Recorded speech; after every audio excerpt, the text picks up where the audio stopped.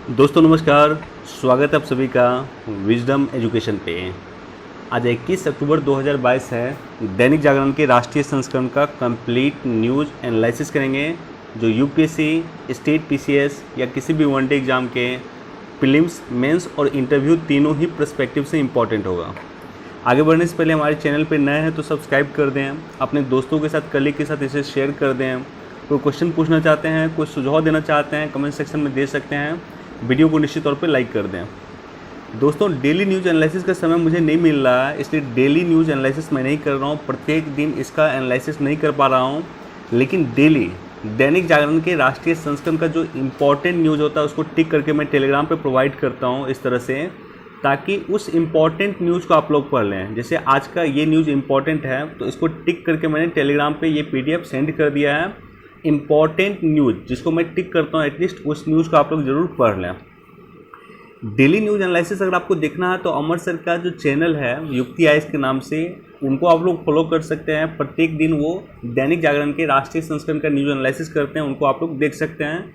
उनका लिंक मैं डिस्क्रिप्शन में डाल दूँगा। चलिए शुरुआत करते हैं। फर्स्ट पेज पे जो ये न्यूज़ है, ब्रिटेन में विद्रोह के बाद ब्रिटिश PM लीज ट्रस का इस्तीफा। एक तो करंट अफेयर का न्यूज़ ये बन गया आपके लिए कि ब्रिटेन में सबसे कम समय तक कार्यकाल इन्हीं का रहा। लीज ट्रस पहले प्रधानमंत्री रहे हैं जिनका कार्यकाल सबसे कम दिन का रहा है, यानी 44 दिन का इनका कार्यकाल रहा। एक तो करंट अफेयर का ये न्यूज़ बन गया जो PT के एग्जाम में पूछा जा सकता है। मेंस पर्सपेक्टिव से दो महत्वपूर्ण पॉइंट है यहाँ पे। एक महत्वपूर्ण पॉइंट ये है कि FTA जो है, फ्री ट्रेड एग्रीमेंट, जो हमारा ब्रिटेन के साथ होना था, जो प्रधानमंत्री जॉनसन, जो पहले प्रधानमंत्री थे ब्रिटेन के, तो प्रधानमंत्री जॉनसन जब इंडिया आए थे तो उन्होंने कहा था कि दीपावली 2022 में फ्री ट्रेड एग्रीमेंट भारत और ब्रिटेन के बीच में हो जाना चाहिए। तो अब हम लोग किसी तरह से उम्मीद नहीं कर सकते कि दीपावली में होगा, और मान के चलिए कि इस वर्ष भी ये फ्री ट्रेड एग्रीमेंट हमारा ब्रिटेन के साथ नहीं होने वाला। दूसरा और इम्पॉर्टेंट फैक्ट ये है कि आज के समय में जब से यूरोपीय यूनियन से ब्रिटेन अलग हुआ तो भारत के लिए दो पॉलिसी इंपॉर्टेंट हो जाती हैं। एक पॉलिसी ये है कि हम यूरोपीय यूनियन के साथ किस तरह का हम ट्रेड रखें, या यूरोपीय यूनियन के साथ हमारी रणनीति क्या होनी चाहिए, क्या ट्रेड पॉलिसी हमारी होनी चाहिए, क्या स्ट्रेटजिक पॉलिसी होनी चाहिए, क्या डिफेंस पॉलिसी होना चाहिए, क्या अन्य पॉलिसी होना चाहिए। दूसरा ये है कि हमारा ब्रिटेन के साथ किस तरह का पॉलिसी होना चाहिए। ब्रिटेन और यूरोपीय यूनियन दोनों के लिए अब हमें सेपरेट पॉलिसी निर्माण करने की आवश्यकता है, क्योंकि ब्रिटेन ब्रेग्जिट के माध्यम से यूरोपीय यूनियन से अलग हो चुका है। तो ये दोनों ही पर्सपेक्टिव पे, मेंस पर्सपेक्टिव से ये दोनों चीज़ें इंपॉर्टेंट हैं। ये चर्चा मैं आपके साथ इसलिए कर रहा हूँ कि ताकि आपको इस रूप में और देखने का प्रयास करें और सोचने का प्रयास करें। इंडिया ब्रिटेन रिलेशन पे मैं सेपरेट वीडियो अगर होगा तो बना दूंगा। शीर्ष अदालत ने कहा दीपावली मनाने के और भी तरह के पैसे मिठाइयाँ पे खर्च करें, बेसिकली पटाखों पे पैसा न खर्च करें। ये माननीय सर्वोच्च न्यायालय का एक उन्होंने कहा वर्डिक्ट दिया एक तरह से, या उन्होंने इनका स्टेटमेंट है। इसमें मैं डिटेल से चर्चा नीचे के पेज में कर दूंगा, चूंकि वहाँ पे मुझे पराली जो जलाया जा रहा है या पराली संकट के कारण दिल्ली में जो एयर पॉल्यूशन क्रिएट होता है उसको लेकर के सेपरेट रूप से मुझे चर्चा करना, तो वहाँ मैं चर्चा कर दूंगा। अब ये जो न्यूज़ है, प्रतिस्पर्धा आयोग ने IT कंपनी गूगल पे 1337 करोड़ रुपए का जुर्माना लगाया। तो प्रतिस्पर्धा आयोग इम्पॉर्टेंट है, इसको अंग्रेजी में कहते हैं CCI का नाम आपने भी सुना होगा, कंपटीशन कमीशन ऑफ इंडिया, भारतीय प्रतिस्पर्धा आयोग। इन्होंने गूगल पे बेसिकली 1337 करोड़ रुपए का जुर्माना लगाया। अब इम्पॉर्टेंट ये नहीं कि कितना जुर्माना लगाया, क्योंकि आए दिन CCI के बारे में भी आप सुनते होंगे, प्रतिस्पर्धा आयोग के बारे में भी सुनते होंगे। उसने किसी पर्टिकुलर कंपनी पे पर्टिकुलर जुर्माना लगाया। जुर्माने की राशि इंपॉर्टेंट नहीं है, लेकिन कंपटीशन कमीशन ऑफ इंडिया, भारतीय प्रतिस्पर्धा आयोग इंपॉर्टेंट है एग्जामिनेशन पर्सपेक्टिव से। अब देखिए, कंपटीशन कमीशन ऑफ इंडिया यानी भारतीय प्रतिस्पर्धा आयोग, ये बेसिकली अगर आप इसको देखेंगे तो एक सांविधिक आयोग है। इसका निर्माण प्रतिस्पर्धा अधिनियम 2002 के द्वारा किया गया। तो एक तरह एक सांविधिक निकाय है, क्योंकि संसद के किसी एक्ट के माध्यम से इसका निर्माण किया गया। राघवन समिति के अनुशंसा पे 1969 पहले प्रतिस्पर्धा आयोग से पहले हमारे देश में जो कानून था वो था monopolies and restrictive trade practice act 1969 का ये कानून था। हिंदी में से कहते थे एकाधिकार तथा अवरोधक व्यवहार अधिनियम 1969। तो ये कानून था 1969 का। तो इस कानून को रिप्लेस किया गया था कंपटीशन कमीशन ऑफ एक्ट 2002 के द्वारा, और ये बेसिकली राघवन समिति के अनुशंसा पे किया गया था। तो ये क्वेश्चन पूछा जा सकता है कि किस कंपनी के अनुशंसा पे सीसीआई की स्थापना किया गया है, तो वो राघवन समिति के अनुशंसा पे किया गया।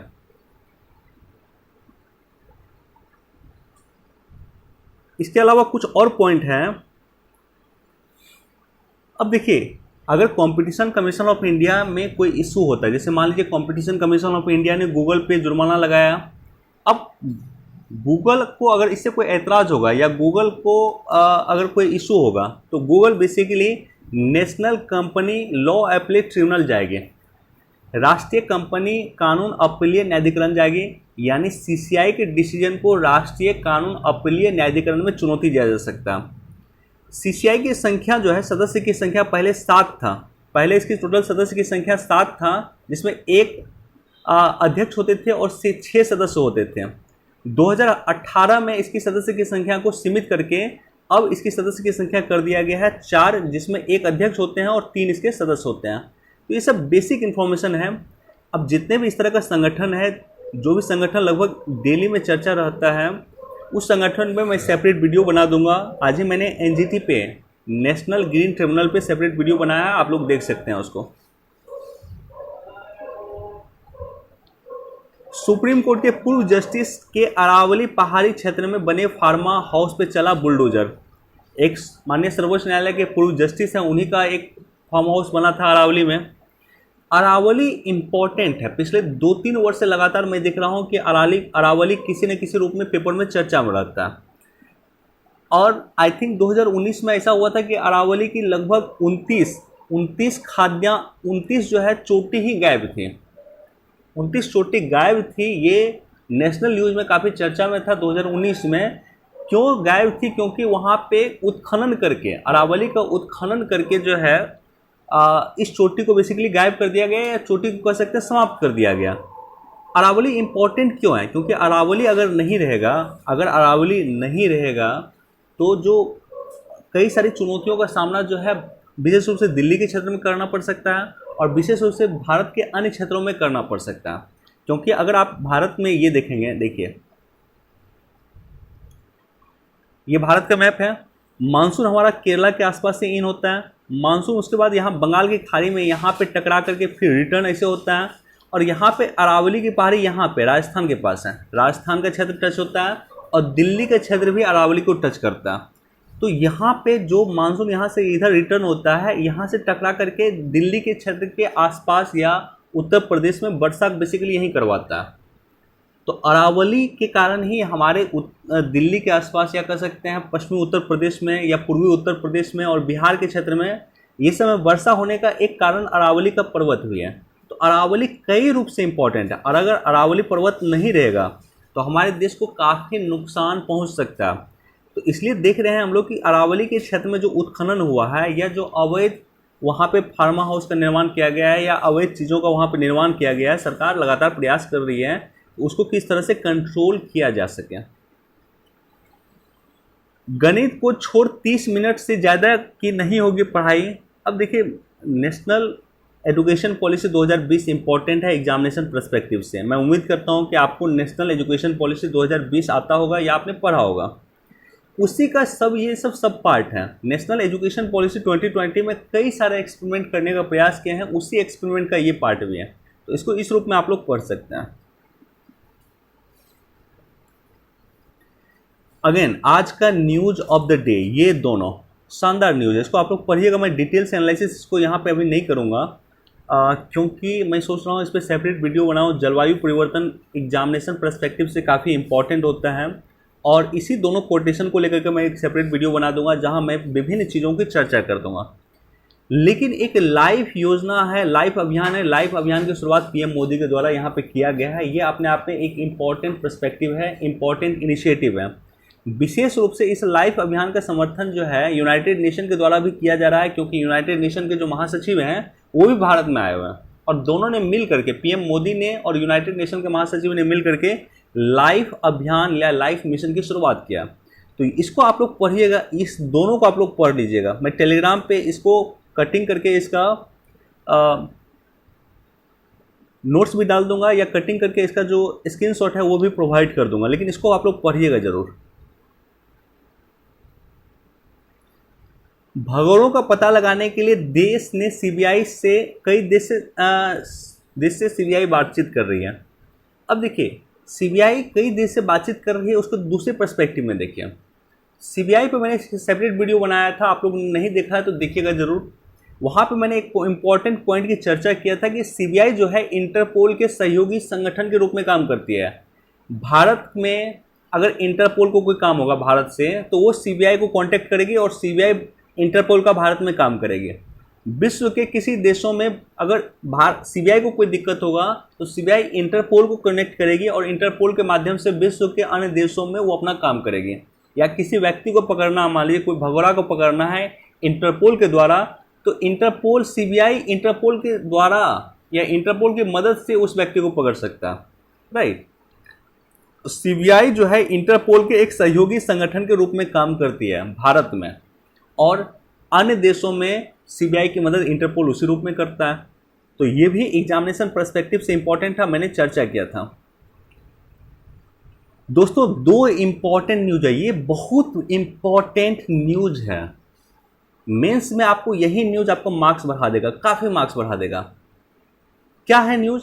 2021 में जब आपको जलवायु परिवर्तन पर लिखना होगा तो आप लिखिएगा सीधे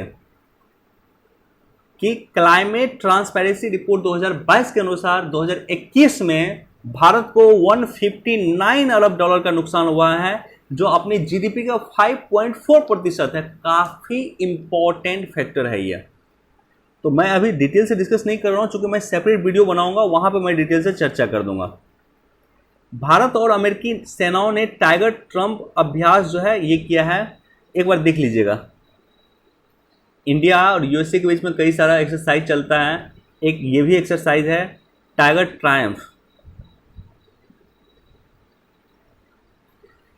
कागजों से सड़क पे नहीं संशोधित मोटर वाहन कानून। देखिए, मोटर वाहन कानून जो आया था 2019 में, जो आया था, उसको आने के बाद भी हम लोग देख रहे हैं कि उसको विशेष रूप से इम्प्लीमेंट नहीं किया गया, राइट। मोटर वाहन कानून 2019 को विशेष रूप से इम्प्लीमेंट नहीं किया गया है। मैं यहाँ पे डिटेल से चर्चा नहीं कर रहा हूँ, लेकिन एक पॉइंट, जब आप पेपर पढ़ते हैं तो कुछ ऐसा पॉइंट आपको मिलता है जो आप एग्जामिनेशन में न सिर्फ लिख सकते हैं, बल्कि अगर हो सके, मान लीजिए सड़क दुर्घटना पे क्वेश्चन आएगा तो आप इसको इंट्रोडक्शन में भी डाल सकते हैं। ऐसा पॉइंट है, भारत में विश्व का 1% वाहन है, लेकिन दुर्घटना 10% से ज़्यादा होती है। इसी को लाइन को आप कोटेशन को इंट्रोडक्शन में शुरू कीजिए या कंक्लूजन में डाल सकते हैं। तो ये सब इंपॉर्टेंट लाइन है जिसको आपको मेंशन करना चाहिए, जिसको आपको कॉपी पे लिख लेना चाहिए कि भारत में विश्व का 1% वाहन है, लेकिन सड़क दुर्घटना के मामले में ये 10% है। बाकी इसको यहाँ पे इसको पढ़ लीजिएगा आप लोग।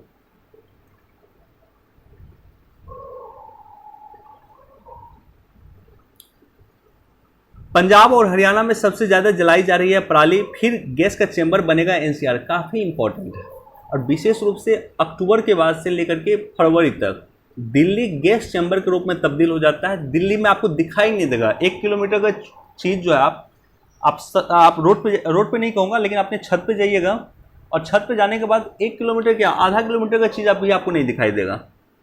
एकदम दिल्ली में air pollution, extreme air pollution होता है। विशेष रूप से अभी दीपावली के समय में तो बहुत ज़्यादा बढ़ जाता है। तो इसका बहुत सारा रीज़न है, इसमें एक रीज़न पराली भी है। इस टॉपिक पे भी मैं सेपरेट रूप से वीडियो बना करके डिस्कस कर दूंगा, लेकिन कुछ इंपॉर्टेंट पॉइंट जो मैं यहाँ आपके साथ चर्चा करने चाह रहा हूँ, एक तो ये है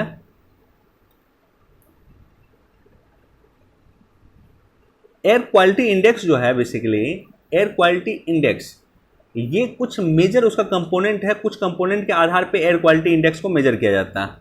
एक PM10 है,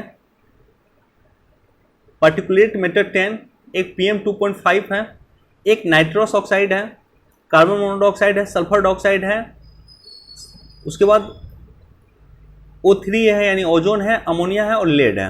ये 8 कंपोनेंट है। इसी 8 कंपोनेंट के आधार पे एयर क्वालिटी इंडेक्स को मेजर किया जाता है। एयर क्वालिटी इंडेक्स, अगर आप किसी भी सिटी में रह रहे हैं, आप वहां पे सर्च कीजिएगा एयर क्वालिटी इंडेक्स। जैसे मान लीजिए आप पटना में हैं तो आप सर्च कीजिएगा आज air quality index of Patna, आपको मिल जाएगा। और हो सकता है तो कमेंट सेक्शन में मुझे भी बताइएगा कि आपके सिटी का एयर क्वालिटी इंडेक्स क्या है। अगर आपके सिटी का एयर क्वालिटी इंडेक्स 0 से 50 के बीच में है तो यानी आपकी एयर सुंदर है, एयर स्वच्छ है, एयर पवित्र है, आपका एयर ठीक है, बहुत बढ़िया है। अच्छा, एक इंपॉर्टेंट चीज़ आपने मिस किया होगा, यूपीएससी ने इस पर क्वेश्चन पूछा था। एयर क्वालिटी इंडेक्स का जो 8 मेजर कंपोनेंट है उसमें कहीं भी मैंने कार्बन डाइऑक्साइड को मेंशन नहीं किया था, क्योंकि एयर क्वालिटी इंडेक्स में कार्बन डाइऑक्साइड को मेजर नहीं किया जाता है, कार्बन डाइऑक्साइड को नहीं मापा जाता है। अगेन मूव करते हैं एयर क्वालिटी इंडेक्स पे AQI पे। अगर आपके सिटी का AQI 1 से 0 से 50 के बीच में है तो एयर क्वालिटी इंडेक्स आपका अच्छा है, यानी आपका स्वच्छ एयर है। अगर 51 से 100 है फिर भी आपका ठीक है, सेटिस्फैक्ट्री है। 101 से 200 के बीच में है तो मॉडरेटेड पोल्यूटेड है, मॉडरेटेड पोल्यूटेड है, बहुत ज़्यादा नहीं लेकिन मॉडरेटेड पोल्यूटेड है, यानी मिड लेवल का पोल्यूशन है आपके सिटी में। अगर आपके सिटी में एयर क्वालिटी इंडेक्स 200 से लेकर 300 के बीच में है तो पुअर कंडीशन में है आपका एयर पोल्यूशन, यानी आपके जो एयर पोल्यूशन है वो ख़राब कंडीशन में है। अगर 300 से लेकर 400 के बीच में है तो बहुत ख़राब कंडीशन में है, और 400 से लेकर के 500 के बीच में है तो बहुत ख़राब कंडीशन, एक्सट्रीम है, सीवियर है। तो आज आप खुद अपने जो क्षेत्र में आप रहते हैं, जो जिला में रहते हैं, जो जगह रहते हैं, वहाँ का एयर क्वालिटी इंडेक्स मेजर करके मुझे कमेंट सेक्शन में बताइएगा। अब देखिए, दिल्ली का एयर क्वालिटी इंडेक्स अगर आप देखिएगा तो काफ़ी ख़राब हो जाता है इस कंडीशन में। अगर दिल्ली में मैं रहा हूँ दिल्ली में, और दिल्ली में विशेष रूप से दीपावली के समय में एयर क्वालिटी इंडेक्स बहुत ख़राब हो जाता है, 1500 से अधिक चला जाता है। आप सोच कर देखिए, 400 से अधिक हो जाता तो सीवियर कंडीशन हो जाती है। ब्रिटेन में 300 से अधिक एयर क्वालिटी इंडेक्स चला गया था तो वहाँ पे राष्ट्रीय आपातकाल लगा दिया गया था। अब दिल्ली का एयर क्वालिटी इंडेक्स 1500 क्रॉस कर जाता है, और दिल्ली का ही नहीं, पटना वगैरह का भी, इनफैक्ट किसी भी सिटी का एयर क्वालिटी इंडेक्स काफ़ी ख़राब हो जाता है। ठंडी महीना में खराब एयर क्वालिटी इंडेक्स होता है, लेकिन दीपावली के रूप में विशेष रूप से खराब एयर क्वालिटी इंडेक्स होता है। अब देखिए, दिल्ली के एयर क्वालिटी इंडेक्स का अगर कारण मैं देखूँ, चर्चा करूँ आपके साथ, तो कई सारा कारण है। पराली जलाना एक प्रमुख कारण है। 46% एयर पोल्यूशन का कारण दिल्ली का पराली जलाना है। और पराली जलाने का जो समय होता है वो बेसिकली 20 सितंबर से लेकर के 30 नवंबर तक का होता है। तो इस सब समय में लोग अधिक पराली जलाते हैं, यानी वर्तमान समय में 20 सितंबर से 30 नवंबर जो वर्तमान का समय है, इस समय में लोग अधिक पराली जलाते हैं। और पराली कहाँ जलाते हैं? पंजाब में जलाते हैं, हरियाणा में जलाते हैं, पश्चिमी उत्तर प्रदेश में लोग पराली जलाता है। उसके अलावा दिल्ली में भी कई सारा किसान है, वो भी पराली जलाते हैं। भारत में प्रति वर्ष 352 मीट्रिक टन पराली जो है अवशिष्ट जो है जलाया जाता है, जिसमें 25% यानी 84 मीट्रिक टन अक्टूबर नवंबर में उत्पन्न होता है। 1 टन पराली जलाने में 1500 kilogram carbon dioxide, 60 kilogram carbon monoxide, 2 kilogram sulphur dioxide और 200 किलोग्राम राख उत्पन्न होता है। दिल्ली में हजारों फैक्ट्री है जहाँ पे कोयला आज भी इस्तेमाल हो रहा है, और चूंकि कोयला इस्तेमाल हो रहा है तो कोयला से क्या धुआं क्रिएट होगा, और धुआं क्रिएट होगा तो दिल्ली का एयर पोल्यूशन खराब होगा, दिल्ली गैस चैम्बर के रूप में तब्दील होगा। वाहनों का पोल्यूशन भी है, भारत की दिल्ली की भौगोलिक स्थिति भी है, और एग्रो क्लाइमेट जोन भी है। भारत में टोटल 15 एग्रो क्लाइमेट जोन है। एग्रो क्लाइमेट जोन में कृषि जो है क्लाइमेट के अनुरूप नहीं होता, इसका भी रीजन है दिल्ली एयर पोल्यूशन। ये काफ़ी इंपॉर्टेंट पॉइंट है। एक बार मैं एडिटोरियल पढ़ रहा था और उस एडिटोरियल में मुझे ये पॉइंट मिला। देखिए, जब भी आप किसी का कॉपी देखते हैं या जब भी आप मान लीजिए एडिटोरियल वगैरह पढ़ते हैं तो प्रयास कीजिए कि कुछ डिफरेंट पर्सपेक्टिव आपको मिले। अब कोई सोच सकता है कि एग्रो क्लाइमेट जोन जो है दिल्ली के एयर पोल्यूशन का रीजन हो सकता है। मैं आपको प्रूफ कर सकता हूँ इसको। अब देखिए, प्रूफ कैसे करूँगा। अभी के समय में धान कटाई हो रही है, उसके बाद गेहूं लग रहा है। पंजाब का जो क्षेत्र है और हरियाणा का क्षेत्र, विशेष रूप से पंजाब हरियाणा का क्षेत्र, यहाँ की क्लाइमेट अलाउ नहीं करती है कि ये लोग जो है धान की खेती करें। यहाँ का क्लाइमेट गेहूं के लिए काफ़ी इंपॉर्टेंट है, यहाँ के क्लाइमेट धान की खेती के लिए उपयुक्त नहीं है। चूंकि ये लोग धान की खेती करते हैं तो उससे होता क्या, उससे एक तो ये होता है कि ये लोग को जो पानी है लगभग 200 फीट के आसपास मिलता है, तो ग्राउंड वाटर यहाँ का लगभग जीरो हो गया। तो वाटर पॉल्यूशन एक तरह से क्रिएट हुआ है। ये लोग जो है क्लाइमेट के अनुसार खेती नहीं किए हैं। तो पंजाब और हरियाणा ने क्लाइमेट के अनुसार खेती नहीं किया।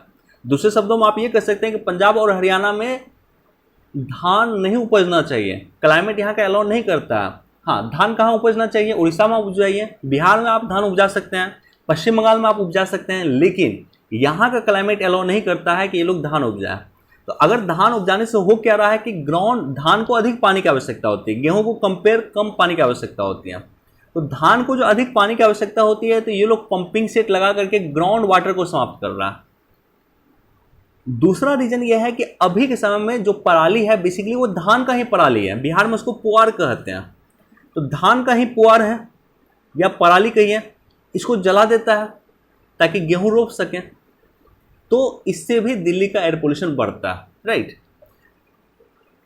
तो मैं इस पर सेपरेट रूप से डिस्कस कर दूंगा। ये काफ़ी इंपॉर्टेंट टॉपिक है और ऐसा टॉपिक है जो प्रत्येक वर्ष मैं देखता हूं कि प्रत्येक वर्ष ऑल्टरनेट वर्ष तो नहीं कहूँगा, लेकिन प्रत्येक वर्ष दिल्ली एयर पोल्यूशन चर्चा में रहता। मैं सेपरेट रूप से डिस्कस कर दूंगा इस टॉपिक पे।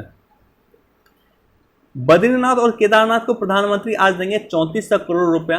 देखिए, बद्रीनाथ और केदारनाथ जो है, यमुनोत्री और गंगोत्री, ये चारों को जोड़ दीजिए तो ये चार धाम परियोजना का पार्ट है।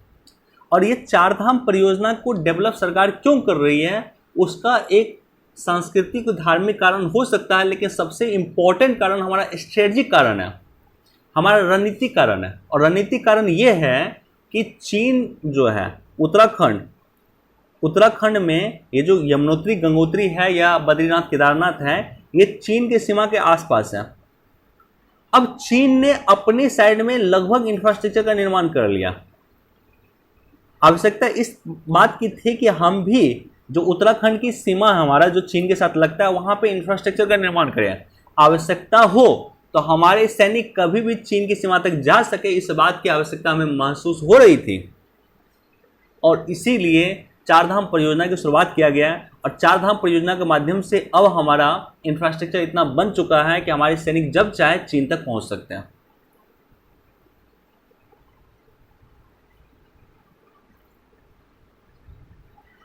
अगर रक्षा खरीद भी एक इंपॉर्टेंट टॉपिक है, मैंने कई बार चर्चा किया, इसको आप लोग पढ़िएगा डिटेल में। मैं इस टॉपिक पे भी सेपरेट वीडियो बना दूंगा।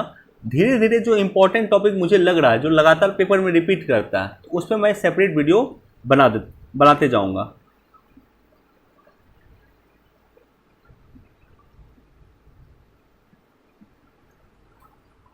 आवश्यकता है इतिहास के पुनर्लेखन की, इसको एक बार आप पढ़ सकते हैं। देखिए, एक पॉइंट बस मैं बताना चाहता हूं, यहाँ पे आपके साथ चर्चा करना चाहता हूं। आपने पढ़ा होगा कि लॉर्ड मैकाले को जो है, जब भारत में अंग्रेजी शिक्षा की शुरुआत करनी थी, तो लॉर्ड मैकाले को ये जिम्मेदारी दिया गया कि आपको भारत में अंग्रेजी माध्यम में शिक्षा को शुरू करना। दूसरे शब्दों में, काले वेश में गोरे आदमी को क्रिएट करना। ये उन लोगों की मानसिकता थी, यानी दिखने में भले ही काले लगे, दिखने में भले ही श्यामले लगे, दिखने में भारतीय लगे, लेकिन उसकी मेंटेलिटी जो होना चाहिए वो इंग्लिश होना चाहिए, वो अंग्रेजी होना चाहिए, वो अंग्रेज होना चाहिए। तो इसीलिए लॉर्ड मैकाले को ये जिम्मेदारी दिया गया था और बखूबी लॉर्ड मैकाले ने इस जिम्मेदारी को निर्वहन किया है। लॉर्ड मैकाले ने एक इंपॉर्टेंट बात कही। लॉर्ड मैकाले ने ये कहा था कि भारत और अरब वर्ल्ड, इसकी जितनी भी पुस्तक हैं, उस पुस्तक में जितना भी ज्ञान है, उस ज्ञान से अधिक ज्ञान ब्रिटेन की एक लाइब्रेरी की किताब में। ये लॉर्ड मैकाले का स्टेटमेंट, आप सोचिए। भारत और अरब दोनों में जितना भी बुक है, जितना भी किताब है, जिस किताब में जितना भी ज्ञान है, उस ज्ञान से कहीं अधिक ब्रिटेन के एक लाइब्रेरी में कि कुछ किताब में या एक लाइब्रेरी की किताब में। तो अब मैं उसके बाद वही लॉर्ड मैकाले, एक तो लॉर्ड मैकाले ने इस तरह का स्टेटमेंट दिया और भारत को निम्न करने का प्रयास किया या नीचा दिखाने का प्रयास किया भारतीय को। और उसी लॉर्ड मैकाले ने, अब आप देखिएगा तो भारत की जो किताब है उस किताब को ले जाकर के रिसर्च किया। वो लोग ब्रिटेन में इंडियन बुक जो थी उस बुक पे रिसर्च किया था। तो बेसिकली इसलिए उसके बाद क्या हुआ कि उन्होंने इतिहास को इस रूप में लिखाया कि जिस रूप में इतिहास को हम लोगों को पढ़ाएगा वो अंग्रेज का बेसिकली रूप है। आवश्यकता इस बात की है कि हम लोग अपने पर्सपेक्टिव से इतिहास को पढ़ना शुरू करें, तो इसलिए ये इस रूप में भी आप लोग इसको देख सकते हैं। बहरहाल ये मेरा अपना पॉइंट ऑफ व्यू है, मैं आप पे नहीं, आपको जो इच्छा होता है आप उस तरह से अपना दृष्टिकोण अपना सकते हैं, लेकिन मुझे ऐसा लगता है कि जो लॉर्ड मैकाले ने जो चीज़ों को इम्प्लीमेंट किया था उस समय में, जो आज भी देख रहे हैं, आज भी इंग्लिश मानसिकता लोगों की हो चुकी है, तो आवश्यकता उसको चेंज करने की है, और चेंज शिक्षा के माध्यम से ही होता है। ये काफ़ी इंपॉर्टेंट एडिटोरियल, इसको आप लोग पढ़िए, बहुत शानदार एडिटोरियल है, और इस पर भी कई बार मैंने चर्चा किया। भारत को विश्व का मैन्युफैक्चरिंग हब बनना है, भारत को चाइना को रिप्लेस करना है, इसके लिए भारत को लगातार प्रयास करते रहने की आवश्यकता है। भारत चीन को क्या रिप्लेस कर सकता है, तो इसमें राइटर ने बताया है कि बिल्कुल कर सकता है। 2-3 इन्होंने एग्जाम्पल लिया। एक तो ये दिया है कि भारत का विकास दर जो है चीन का लगभग दोगुना होने वाला है। 2022-23 में भारत का विकास दर चीन का लगभग दोगुना होगा। चीन का 3.2 रहेगा, भारत का 6.5 से अधिक रहेगा। दूसरा इन्होंने दिखाया है कि जो भारत, ऑस्ट्रेलिया और जापान चीन पर निर्भरता कम करने के लिए त्रिपक्षीय आपूर्ति श्रृंखला बनाने पर विचार कर रहे हैं। विश्व का कई सारा देश है, कोरोना के महामारी के बाद वो चीन से त्रस्त हो चुका है और चीन पे अपनी निर्भरता कम करने का प्रयास करता है, जिसमें भारत है, ऑस्ट्रेलिया है, जापान है, अमेरिका है और अन्य देश भी हैं। तो ऐसे जो फ्रेंडली कंट्री हैं उस पर बातचीत करके आपूर्ति श्रृंखला, सप्लाई चेन आपस में ही विकसित करें। इसका मतलब क्या हुआ? इसका मतलब ये हुआ है कि मान लीजिए कि हम 1 लाख मोबाइल चीन से आयात करते हैं, या मान लेते हैं कि 1 लाख इलेक्ट्रॉनिक सामान जो हम चीन से आयात करते हैं। हम एक पर्टिकुलर समय डिसाइड करेंगे और उस पर्टिकुलर समय में ये जो 3 देश है या जिस देश के साथ मान लीजिए हमने एग्रीमेंट किया, वो पर्टिकुलरली कुछ सामान बनाएगा। मान लीजिए कि 20,000 सामान जो है वो जापान बनाता है, 50,000 सामान जो है मान लीजिए भारत बनाता है, और मान लीजिए 30,000 सामान जो है ऑस्ट्रेलिया बनाता है। तो जो सामान हम चीन से मंगा रहे हैं उसको आपस में ही निर्माण करके आपस में उसका सप्लाई चेन विकसित कर दें। यानी कुछ सामान हम बना लेंगे, कुछ ऑस्ट्रेलिया बना लेगा, कुछ जापान बना लेगा, और उस सामान का धीरे धीरे हम चीन से निर्भरता समाप्त कर देंगे। यानी धीरे धीरे हम चीन से वो सामान मंगाना बंद कर देंगे और आपस में हम वो सामान ऑस्ट्रेलिया से मंगाएंगे, वो सामान हम जापान से मंगाएंगे, और इसी तरह से कुछ सामान ऑस्ट्रेलिया भी हमसे मंगा लेगा, जापान भी हमसे ले लेगा जो वो चीन से लेता था।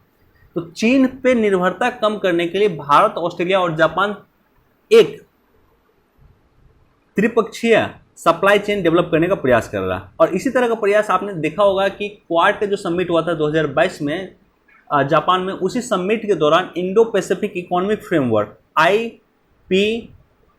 की स्थापना किया गया था। इंडो पैसिफिक इकोनॉमिक फ्रेमवर्क की स्थापना किया गया था। इसका भी बेसिकली उद्देश्य यही था कि सप्लाई चेन को हम डेवलप करें, चीन पर निर्भरता को कम करें, और इसमें टोटल 13 देश थे, राइट। इसके अलावा अगर आप देखेंगे कि भारत में मैन्युफैक्चरिंग हब, क्या भारत विश्व का मैन्युफैक्चरिंग हब बन सकता है? 4-5 पॉइंट राइटर ने बताया। एक तो ये बताया है कि भारत में आर्थिक सुधार जबरदस्त किया गया, और उसी आर्थिक सुधार का अगर आप असर देखिएगा कि भारत में 100 से अधिक यूनिकॉर्न कंपनी बन चुका है, 70,000 से अधिक भारत में स्टार्टअप है। डिजिटलाइजेशन को लेकर के भारत लगातार काम कर रहा है। भारत में अपना स्वदेशी डिजिटलाइजेशन प्लेटफॉर्म है, UPI जिसे हम लोग कहते हैं, भीम जिसे हम लोग कहते हैं। प्रत्यक्ष विदेशी मुद्रा में विश्व में 4थे स्थान पर भारत आज भी है। $550 बिलियन का हमारा जो मुद्रा भंडार है वो है। इसके अलावा ग्लोबल इनोवेशन इंडेक्स में भारत जो है 40वें स्थान पे आ गया है। उसमें लगातार हम इनोवेशन कर रहे हैं। FDI के मामले में लगातार भारत को FDI मिल रहा है, अच्छा खासा FDI मिल रहा है। ये सारा कई सारा आपको पॉइंट यहाँ पे मिल जाएगा, जो पॉइंट इस बात को इंडिकेट करता है कि भारत विश्व का मैन्युफैक्चरिंग हब बन सकता है, और इसके लिए भारत ने भी जबरदस्त प्रयास किया। 2 प्रयास जो याद रखिएगा, एक तो नेशनल लॉजिस्टिक्स पॉलिसी भारत लेकर आई है इसी सितंबर माह में। नेशनल लॉजिस्टिक्स पॉलिसी भी एग्जाम पर्सपेक्टिव से काफ़ी इंपॉर्टेंट है। और दूसरा, भारत ने गति शक्ति योजना की शुरुआत किया। तो इन दोनों योजनाओं को अगर आप तलाशिएगा कि इन दोनों योजनाओं के बेस में क्या है, तो इन दोनों की योजनाओं के बेस में है कि भारत विश्व का मैन्युफैक्चरिंग हब बनना चाहता है। लॉजिस्टिक्स नीति 2022 और गति शक्ति योजना के माध्यम से भारत विश्व को चीन को रिप्लेस करके मैन्युफैक्चरिंग हब बनना चाहता है। देखिए, कई जगह शिक्षा को लेकर के लगातार प्रयास हो रहे हैं। मेडिकल शिक्षा में पहली बार हम लोग देख रहे हैं कि हिंदी माध्यम में मेडिकल शिक्षा की पढ़ाई किया जा रहा है या रीजनल लैंग्वेज में शुरू किया जा रहा है।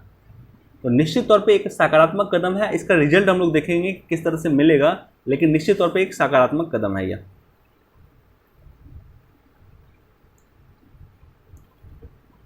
बहुत इंपॉर्टेंट नहीं है। देखिए, महंगाई को लेकर के उर्जित पटेल समिति बनी थी 2016 में।